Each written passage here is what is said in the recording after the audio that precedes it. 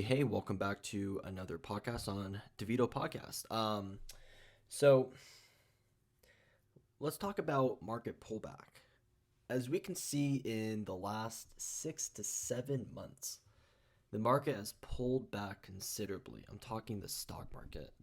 And for a lot of you out there who either invest or if you don't invest, I highly recommend that you invest. Now is the time to be getting into the market, to be building on your nest egg, or to be, living with that value or growth mentality. And what I mean by that is, that growth mentality. You're looking for something where you have a little bit more tolerance in the market to where when it grows extremely fast, you're happy. When the market sells off a little bit harder on the growth, side of stocks or holdings, you're able to tolerate that sell off. Whereas value investing, it's a little bit more defensive. There's more dividend reinvestments involved. So less profit to be made there. However, though, it's a little bit more defensive and it's a little bit more conservative for the average investor. Um, Ironically enough, in the last couple months has, really triggered the market. A lot of money, hundreds of billions have been entering the market, pushing these big tech stocks back up to, basically all-time highs. A lot of stocks that, broke all-time highs. Nvidia is a big one. They've recently hopped on the AI trend. Hey, we're investing a lot into the future of AI. And that has quite literally propelled their market cap from in the $300 billion range in the last 7 months to now over $1 trillion, which is insane. I believe there's less than 10 companies on, I guess, in the market in general that are worth over $1 trillion. And speaking of one of the other tech stocks that I am personally heavily invested on, which is Apple, they hit an all-time high. I believe 194 was closing on Friday.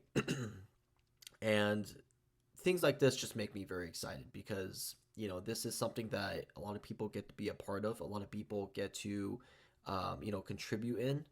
And it's honestly just, it's a great time if you're in the market. If you're watching from the sidelines and you're beating yourself up, thinking I should have got in sooner, I would say it's not really ever too late to invest into the market. And what I mean by that is last year in 2022, when the market sold off, I'm talking the Dow dropped like 20%, the Nasdaq fell 30 to like 32%, S&P 500 fell over 20%. Those were heavy sell-offs. Hundreds of billions were pulled out of the market. People were investing in treasury bonds. People were investing in defensive stocks. 2022, if I'm not mistaken, on average, was one of the years where the highest amount of dividends on average was paid out to investors. Tens of billions were paid out in dividends. That's because a lot of people were investing in these high paying dividend stocks. And a lot of these companies that have never ceased a dividend payout, or for the most part, when we look at like dividend payout ratio, it's usually on average like a percentage of how often they pay a dividend, whether this company pays on a monthly average, a quarterly, or so on. A lot of companies usually pay on a quarterly average, which I agree with. Some companies prefer a monthly, which is like, hey, every single month you're accruing dividends. And you don't have to worry about your dollar cost average too much with those high dividend paying stocks because a lot of them are considered what we call head and shoulders, which is where they're pretty much flat for the most part. They're very close in terms of like movement and volatility, and they're pretty defensive. So, in a given year, you might see this company fluctuate like maybe 3 to 4%. And a lot of these other stocks, for example, perfect example, Nvidia. Nvidia was trading at around 340 a share when it sank during 2022. It fell all the way to, if I want to say, 108. That's where it bottomed out, essentially. And now it's trading at around 420 something. So if you invest in Nvidia, in the low 100s, you very well could have 3x your money in the span of 7 months. Now, a lot of people are like, whoa, like, that's not natural. The market shouldn't be doing that. When it comes down to it, the market simply does not care about your feelings. The market cares about fear. The market cares about policies, rate hikes, all those things. When very important people get up on stage to speak, that fluctuates the market. It carries over as emotions to the average investor. And then the whales who own majority of stocks are like, hey, I'm going to pull out, however many billions of dollars, put them into these defensive stocks because right now the techs aren't doing so well. Stocks drop off. And come 2023, I was thinking to myself, it's really hard to say how long this, bear market will continue for, right? Because 2022 was rough for a lot of tech stock owners. Come 2023, I'm thinking to myself, you know what? I've been investing all throughout 2022 on a very, frequent basis. I was purchasing stocks every 2 weeks. That was like my main thing. And then as someone who gets a bonus every quarter from work, I was contributing that as well. And there's a lot of benefits that you can do with your bonus, although it's taxed extremely heavily. Like if you get a $100,000 bonus, chances are you're probably going to walk away with like 50% of it. That's just how much it's taxed. Now, there's a lot of policies in place where you can actually defer like, a percentage of your bonus. And you could put that into like your 401k, for example, but only up to a certain percentage, and then up to a certain percentage of what you contribute, your company will match. That's a whole different topic. But going back to 2022, I thought to myself, as a new investor, it's actually good to go through a heavy market sell off like this because, my generation, Gen Z, was very spoiled during COVID. Market kept going up and up and up. Why? Because a lot of money was being injected into the economy. And when too much money is injected into the economy, that equals a very overinflated bubble. Now, a lot of people would tell me, oh, it's so overinflated, market's gonna, like sell off. I don't disagree that the market was going to sell off, but they said the market was going to crash. They said, oh, it's going to drop at least 50 to 70%. I said, first of all, excuse me. First of all, where do you get these numbers from? Are you watching YouTube? Are you reading tweets online that give you this false information or, allegations of the market that the market's going to sell off? Last time I checked, the last number that, equated to that heavy of a sell-off was 2000, the dot-com crash. When stocks were falling off like 90+%. Amazon was trading like around in the mid 90s, like a share, like 95 a share. And then I saw an article of it, some newspaper. It's like, oh, Amazon fell to like $8 a share. Now, if you held, even if your Amazon stock fell off like, 90+%, you still would have made like thousands of percent back then if you held up until now. And ironically enough, this is an ongoing debate with myself and a lot of other, investors out there about investing into the right stocks. In my opinion, my personal opinion, if you're investing into a company that you have faith in, you believe in their policies, you believe in their ingenuity, their product or service, their leadership, which is very important to me, you agree with, what decisions their board of directors is making, then invest in it. I'm not going to judge you any differently. But when someone tells me, why do you invest in a company that doesn't offer a dividend? I said, okay, let me give you a perfect example. Amazon and Tesla, they both do not, and Google, all three of those don't offer dividends. In the last, 15, 20 years, all three of those stocks, whichever one came first and whichever one came second and third, have outperformed most other stocks that offer dividends. So dividends are redistribution of wealth to the shareholders. A lot of times people do what we call reinvestments. So you have your dividend reinvestment turned on. That means in your portfolio, when your dividend is paid out, let's just say every quarter, you can have it reinvested automatically back into stocks. So if you get $100 back and the stock you own is, $50, it got reinvested as 2 shares. So, it doesn't get cashed out into your a liquid balance sitting in your portfolio. Like when you transfer money over from your checking to your stock portfolio. And then, so when it's sitting there, it gets cashed out as liquid, capital gains. We don't like that. We have to pay taxes, either which way. And we're going to pay taxes 5 different ways. But what's important is that, these 3 companies, for example, Tesla, Google, and Amazon, they don't pay dividends, and yet they've outperformed numerous, majority of stocks in the market that do offer dividends. If you look at Ford, for example, it offers like almost like a 4% dividend, just shy of 4%. Philip Morris has a very high dividend. Verizon has something like between a 5 and a 7% dividend. Yet a lot of those stocks are, poor performers. Verizon's down 5 years to date. Philip Morris, it's pretty much flat. Ford, it's done okay during COVID. It's pretty much been like a flat stock. It has its up periods and has its down periods. Car stocks are also very hard to time and very hard to invest in. So are airline stocks. But Amazon, for example, you look at Amazon, it's had outstanding performance in, the last 10 years. During COVID, it did great, and then it lost all of its COVID gains. And now it's going back to its, basically it's gaining traction again. It bottomed out to like $81, last year, and now it's at around 130. I think its all-time high post-split is 180 something dollars. So, and that was after a 20-to-1 split. So think about that. These are stocks that have splitted, giving you more volume to where now every dollar goes up, you're gaining more back in your portfolio. And that is bottom line, I would say, one of the top three reasons why I invest into these tech stocks. Luckily, I was able to be a part of the Tesla stock split, the 3-to-1. Um, and it's like, hey, instead of having one share, now you have three shares. You don't really gain anything more than what you already have. It's just a pie being sliced more times. You still have the same pie, it's just more slices. But the reason why I have majority of my stake in Apple is because it's split numerous times in the last 20 odd years. And can you imagine those people who have had Apple stocks since the early 2000s? They're 2-to-1 split, 3-to-1 split, 7-to-1 split. I believe that was in 2016. 4-to-1 split back in 2020. If you started out with 100 shares, let's just say, 100 shares, 2-to-1 split, 200 shares, 7-to-1 split, 1,400 shares. And then all of a sudden during COVID, hey guys, we're going to be doing another 4-to-1 split.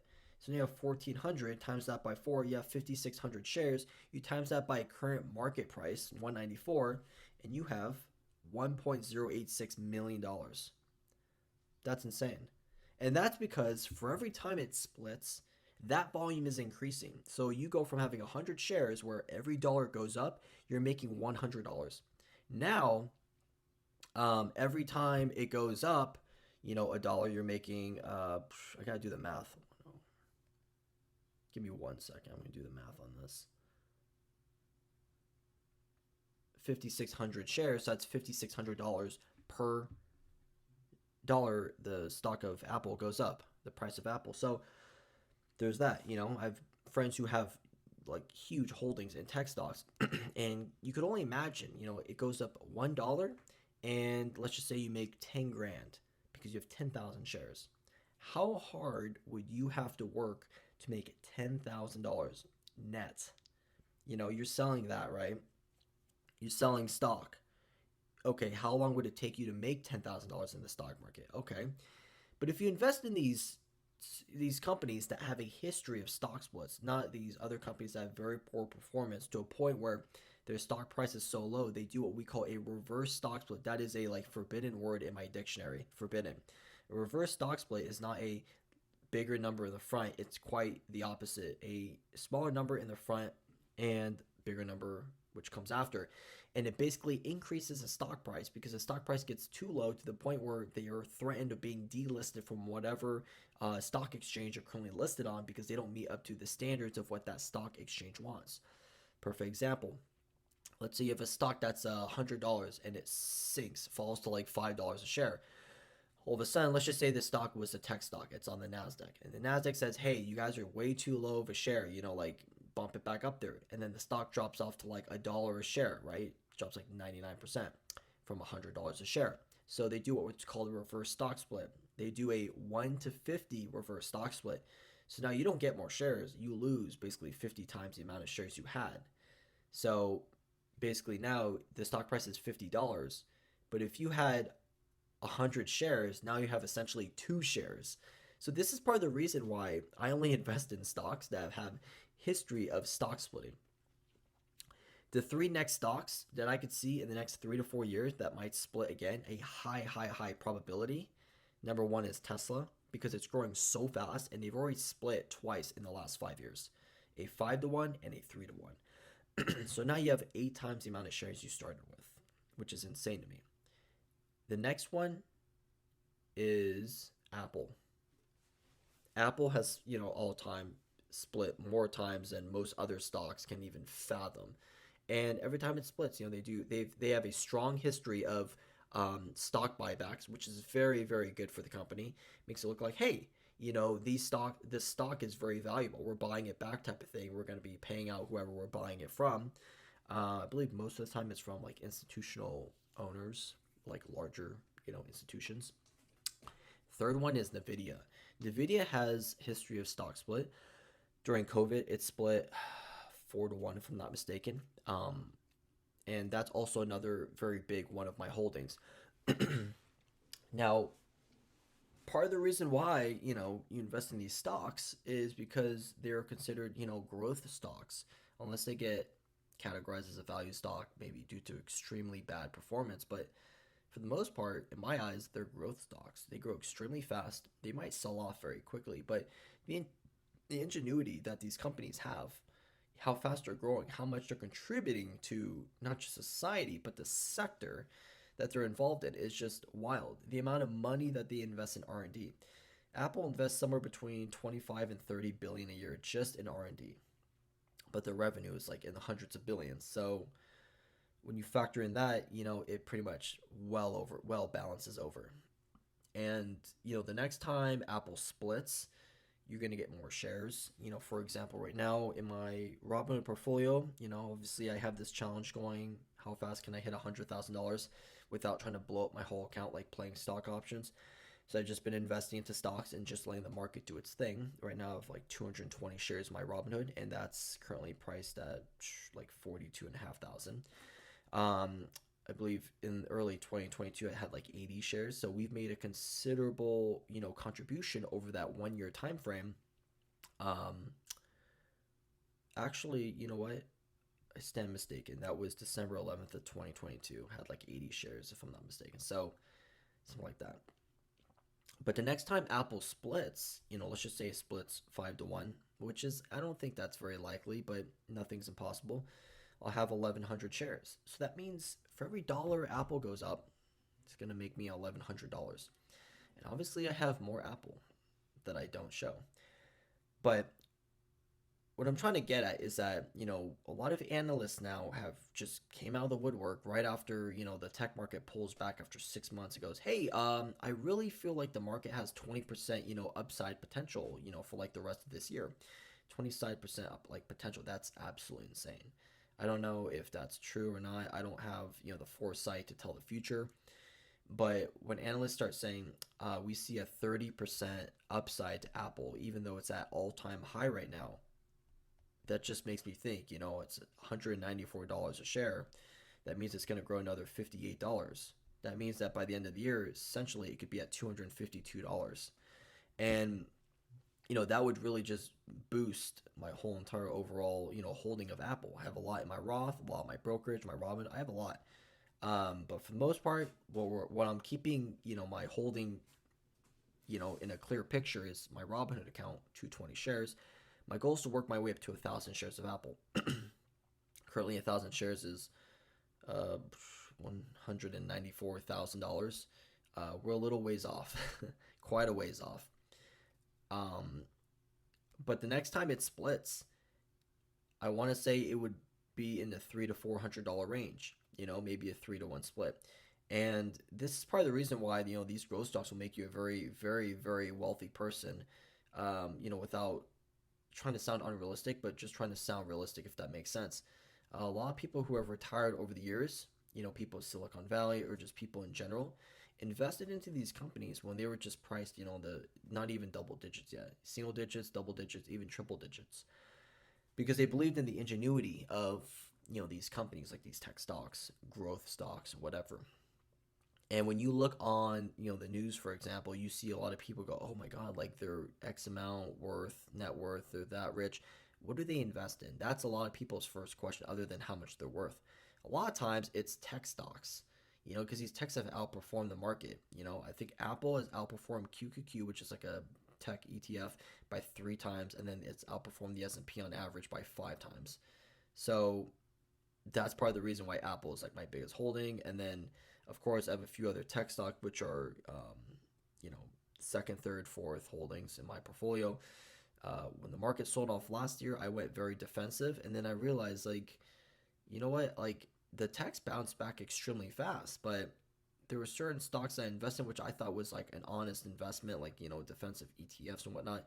And I realized like now those stocks are down, like they're actually down like maybe 4% year to date, while other tech stocks are up like 30-40%, or even up 150% plus, because they've year to date, because they bounced back so fast.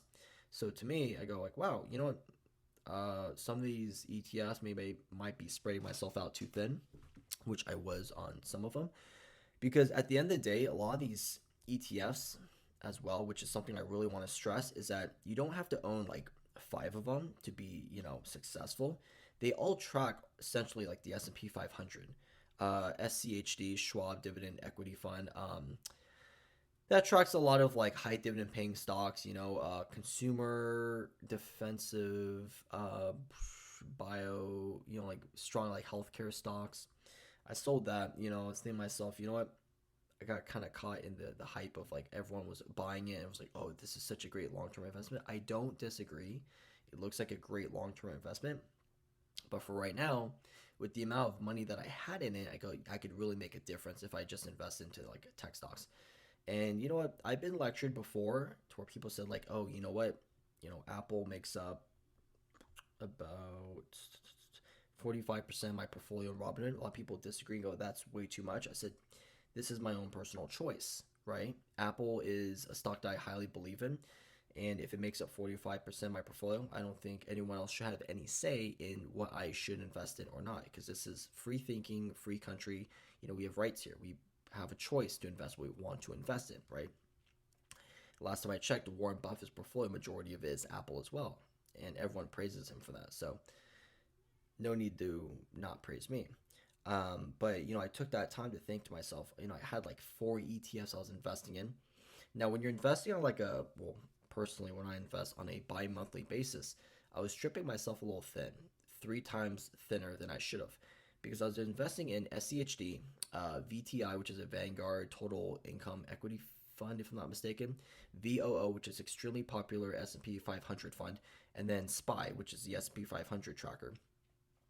I thought to myself, essentially all of these are like pretty much the same. VTI tracks like the medium and like small cap stocks, so it's gonna be maybe a little bit slower in growth, but realistically, they're pretty much all the same. So why not just go all in on one, right? Because you're still paying management fees on all of them, and it doesn't really make sense to spread yourself so thin when you can invest in one that's essentially the same exact thing as most of the other ETFs.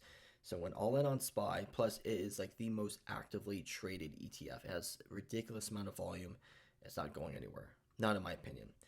And then from there, we're just going up, investing in these tech stocks. And don't forget that I haven't stopped investing into defensive holdings as well, like Merck, Amgen.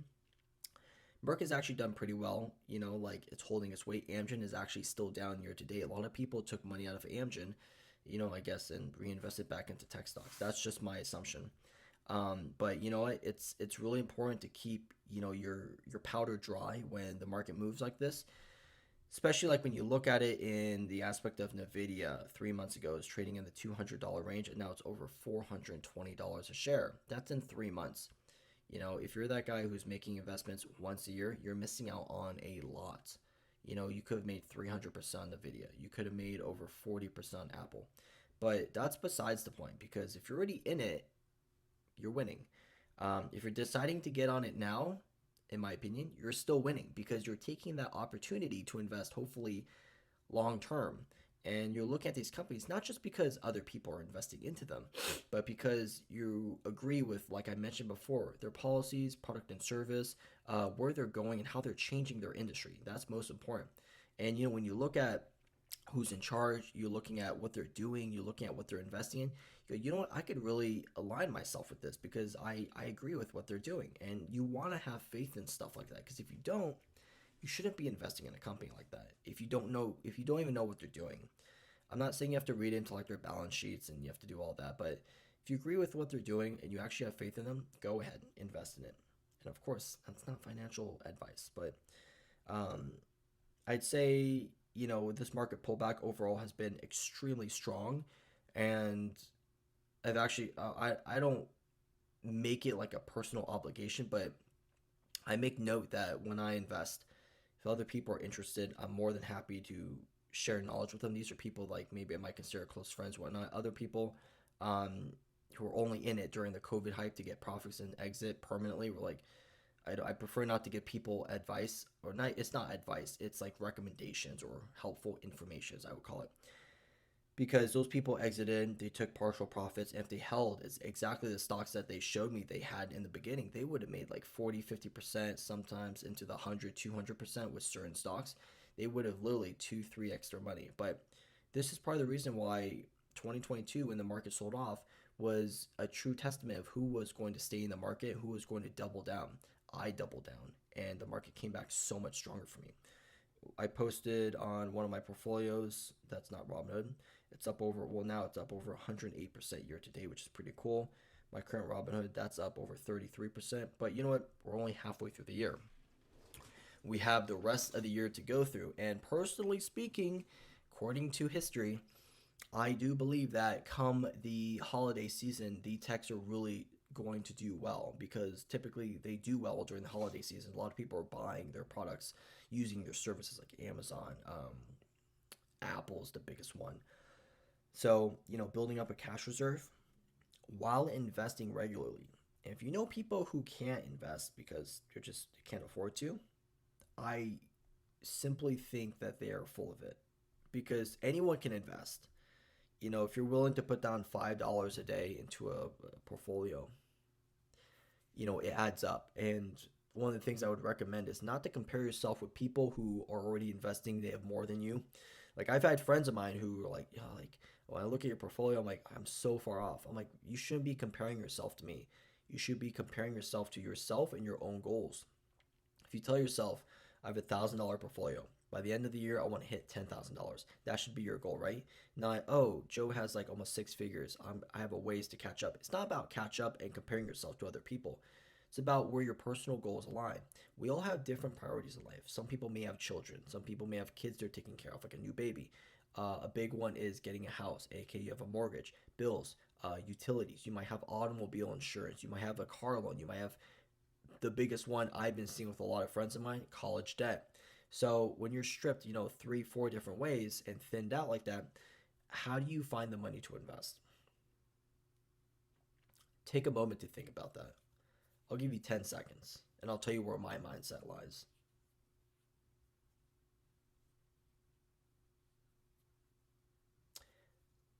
When I think about it, you're investing, if you're stripped, 4 different ways. You start out small. You have to be able to, I wouldn't say calculate, but write down your finances, right? And say to yourself, okay, you know what? At the end of the day, I have like $5 I could honestly invest. Maybe after every paycheck, I could do $50. Let's just say making $1,000 a paycheck. I would think a lot of people could afford $50. That's just me though. And that $50, boom, boom, boom, boom, compounded. That could be, you know what? I'm gonna have to do the math real quick. If that's 12 pay periods, you're looking at $600 a year. $600 a year, until you start paying off all your debt, can actually start to increase substantially with market growth, right? Dividend reinvestments, market growth, compounding. But as soon as you pay off those debts, right, the credit, whatever, then you start investing more into your portfolio. Instead of $50 a paycheck, it might be $200 a paycheck. I invest a lot more because I have the opportunity to. And then after that, you start seeing your portfolio just, really just scale immensely. And that's what's important with this market growth. You have to be in it in order to essentially win. but every day draws a new opportunity to make money. Some holdings may not do well for me come Monday, but some may do well for other people come Monday. If the tech market sells off on Monday, more than likely people are going to put money into defensive stocks like healthcares and consumer defensive. So they might do good on Monday. But then come time when the techs do well, which they have been, we're going to be absolutely unstoppable. So a lot of things to take away from this podcast because, there's a lot of people who've like started to reach out back to me like, hey, I feel like I have more faith now back in the market. And they're only saying that because the market is up again year to date, but that's the wrong mentality. You have to have been in it to accrue like a lower dollar cost average or more volume slash equity, whatever holdings you wanted to buy. So hopefully, those people learned that, hey, the first time around I messed up, I sold off too early. I exited the market and then I came back in. They might have been what we call discouraged. I've been heavily discouraged at one point, like when the market sells off. And then I told myself, what, this is healthy. It's a nice little reset for the economy, right? It's like a realistic standpoint that the market doesn't always go up. So going forward from that, what we do is, hey, we double down. I double down. And now the portfolios have just like been absolutely insane. With the amount that the market has rebounded year to date, year to date return over six figures, it's like, hey, wow, that's absolutely amazing. It's a lot to take away from that. But at the end of the day, it really starts most importantly just with yourself. And when I post like videos of investing, stocks, YouTube, whatnot, it's hard not to brag. I don't like to brag because I don't really care about bragging. I'm just sharing. A lot of people will take it their own way. If you have great friends and supporters, they're going to look at it as inspirational. If you have people who resent you, it's bragging right away. At the end of the day, bragging is going to be construed by anybody who might have a negative mentality. Like if you drive a nice car, oh, he's not humble, he's bragging.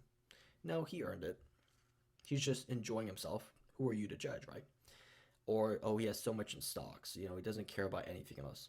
Oh, I do care about a lot of other things. I care about family, friends, my health, my good, nature and thinking, that type of thing. I do enjoy a lot of things outside of stocks. When the market's closed, there is a life that I have outside of that. So those are all things to like really just consider as, the whole picture.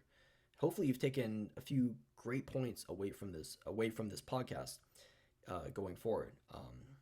But other than that, hope you guys enjoyed the podcast. Hope you guys really, really take into consideration that with this market pullback, I do believe that the market, especially what the analysts have been predicting, when they say analysts, I'm like, okay, like how much is the market really going to go up? Well, I bet a lot of analysts did not predict that the market was going to rebound as fast as it did in 7 months, year to date.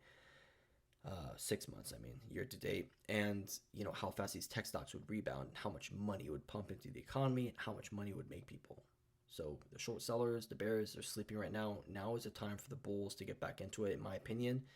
So now we're just gonna keep doubling down. Other than that, hope you guys enjoyed the podcast. I will talk to you guys next time. As always, happy trading and stay safe. Take care.